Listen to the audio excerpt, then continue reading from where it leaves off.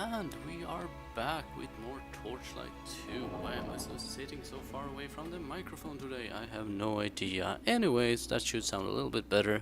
Today we're doing a short run through a dungeon up ahead. It's mostly as an announcement today because I have to point out that there won't be any other classes shown, sadly. It has nothing to do with any NDA or anything, it's just me being a complete idiot and managing to corrupt my hard drive. So all that I have left is what I managed to salvage from that hard drive, and that is the engineer gameplay, sadly. For what it's worth, at least I got the whole engineer gameplay out of it, so always something. Anyways, let's get started. We have killed the first boss. Or I assume that was first boss. It felt like a first boss and a major part of the storyline. We are playing as an engineer and we are now in a snow area. We're looking for the Frosted Hills apparently.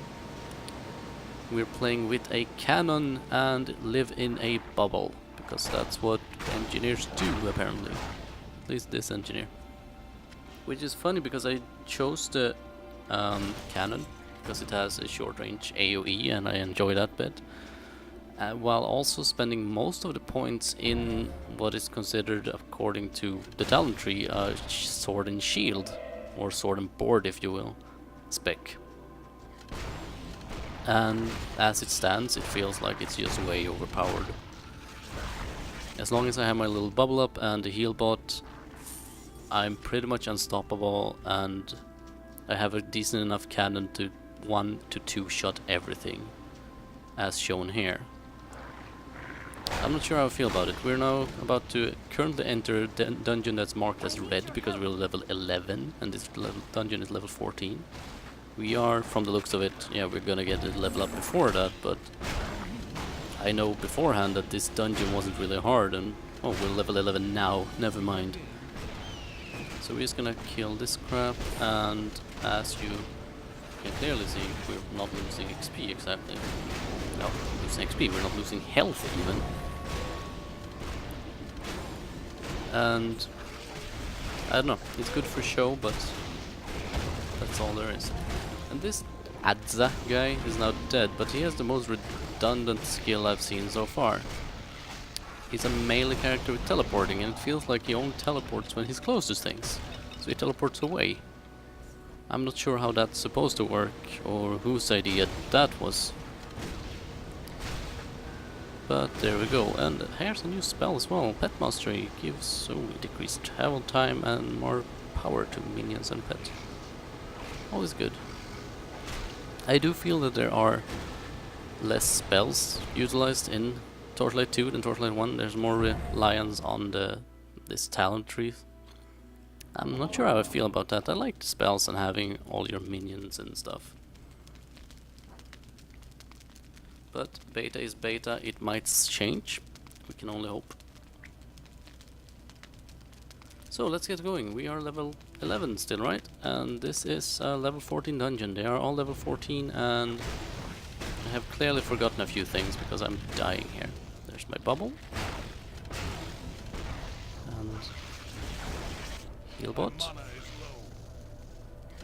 Right. Oh, I didn't have any mana for that at the time, so there we go. There's our heal bot, and now we're pretty much safe for the rest of the dungeon.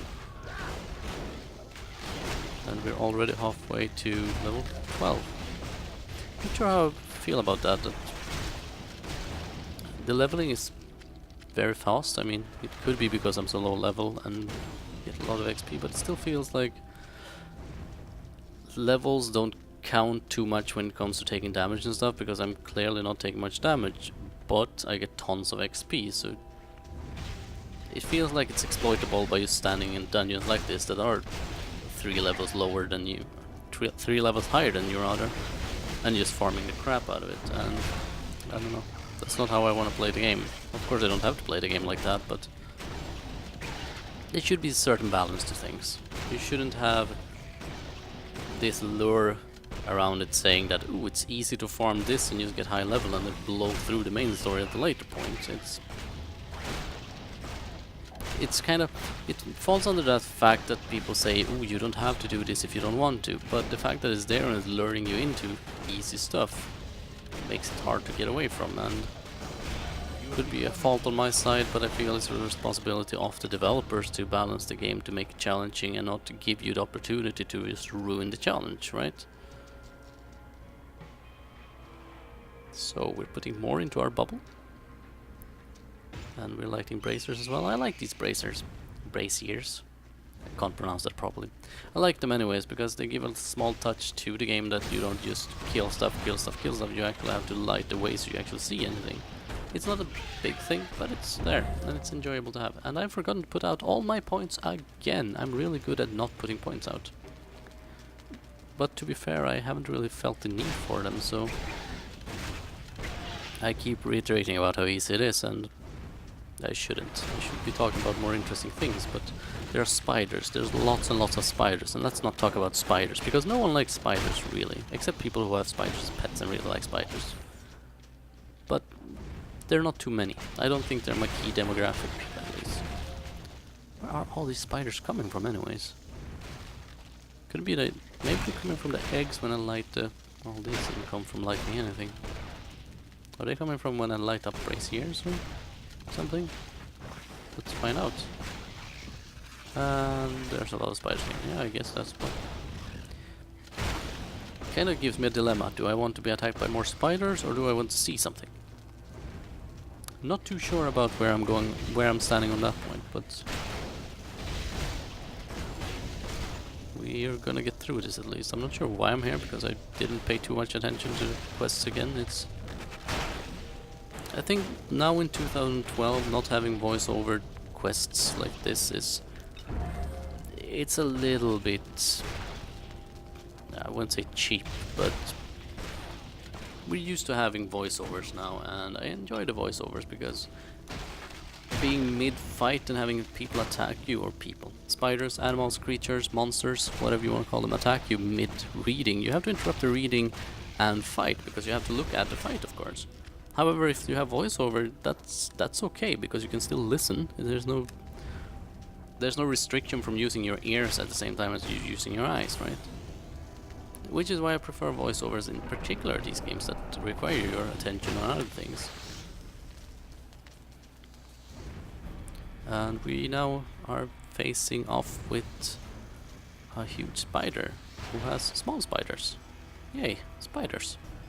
This is Winter Widow, and I do enjoy that huge sign stating the boss's name when you start a fight. It gives it a little bit... It gives you the fair warning that you're being attacked by a boss, first of all, but it also... It sets up a scene of an arena, if you will. But I will complain about the fact that this Spider Queen isn't the most unique looking, to be honest. There's nothing special about her.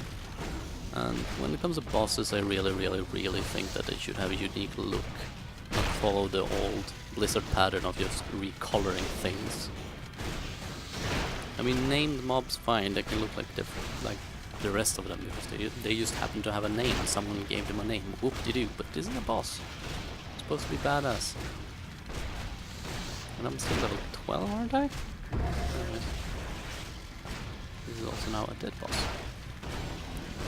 Key and loot. And where do we get out? Up here and Sunbeam, Beleth's pet? Question. And Snowbell, also Beleth's pet. And this is Beleth's husband, Finas. You came to rescue us. Rescue us. I can speak good English, me. Thank the Guardians. And you kept the spiders safe from the spiders. I'm not sure they were too worried about spiders to begin with.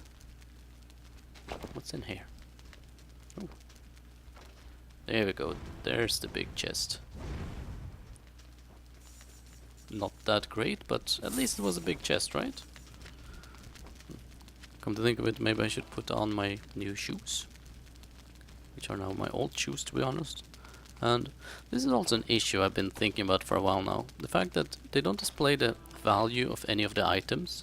And when you have a pet that goes to sell, everything you just get a lump sum back, so I have really no idea what everything's worth. I mean, these little ugly grey hats could be worth nothing.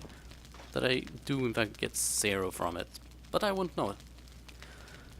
Because I'm too lazy to go sell myself, I suppose, but still, I think that a gold value on the items you actually know how to prioritize when you're picking things up, especially when your pet is away with your full inventory and you still have a full inventory because of the massive amount of loot you get.